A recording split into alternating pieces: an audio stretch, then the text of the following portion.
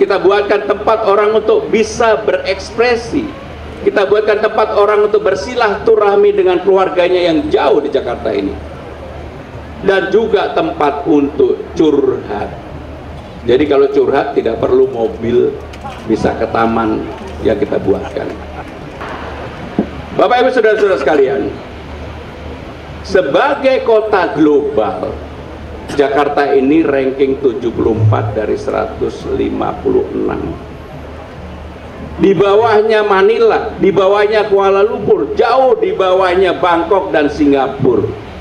Bagi saya ini menjadi tantangan untuk dilakukan perbaikan bagaimana kota global ini, Jakarta ini bisa menjadi top 50 dunia. Ada Bu Dewi nih, tanggung jawab Bu Dewi sama Bu Atika harus bisa. Maka saya kejar-kejar terus. Termasuk saya kejar-kejar terus kepada Pak Marula dan Pertamanan.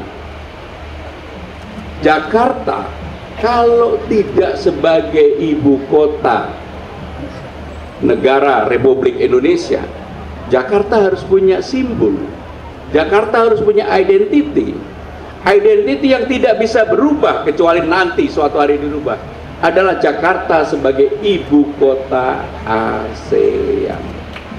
Karena gedung ASEAN ada di Jakarta. Untuk itu di beranda ASEAN saya akan menggabungkan 3 taman. Taman Langsat, Ayodhya, Losar, yang mungkin nanti apakah tamannya akan kita rubah namanya atau tetap.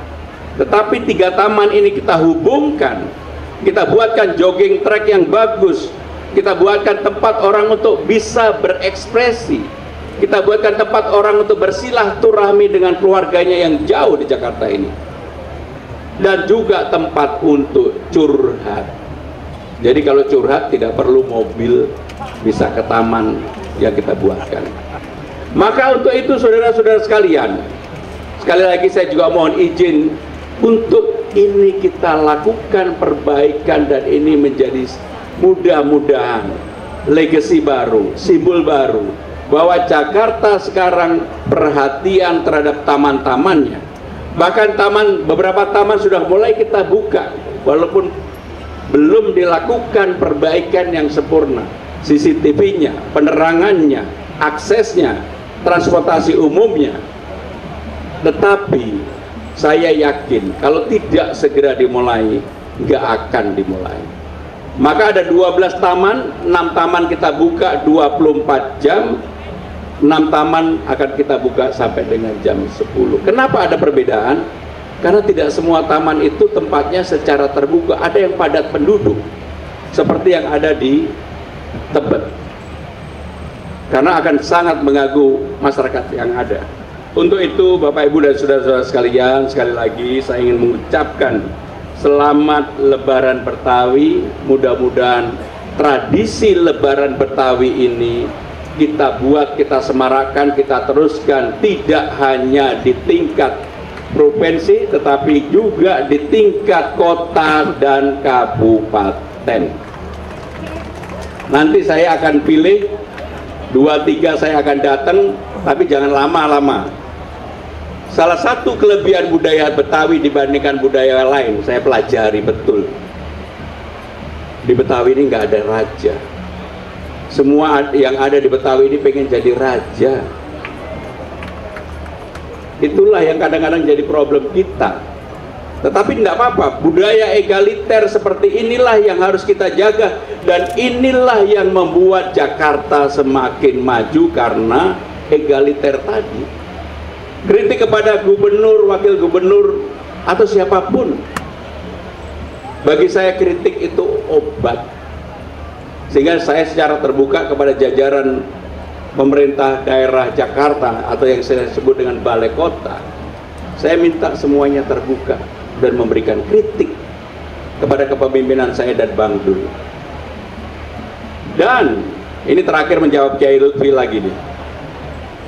Ketika saya dengan Kiai Lutfi, Haji Goni, 2 sahabat saya ini, beliau meminta masyarakat adat Betawi diselesaikan, dibuatkan perda, dan kemudian ini menjadi acuan kita bersama ke depan. ketika saya mendapatkan laporan bahwa sampai hari ini progresnya belum seperti yang diharapkan, saya bilang gimana ini? Wakil gubernurnya Betawi, sekdanya Betawi, ketua DPRD-nya Betawi.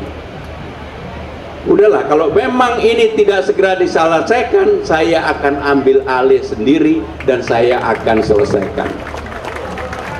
Karena ini bagian dari janji saya. Tanya ini Pak Sekda maupun Pak Wagub. Pak Sekda kemarin ke Balikpapan, saya bilang, Pak Sekda pulang kapan? Hari Jumat. Pak Sekda jangan lupa loh, hari Sabtu ada Lebaran Betawi, Bapak harus hadir. Saya nggak tahu ternyata dia pidato juga.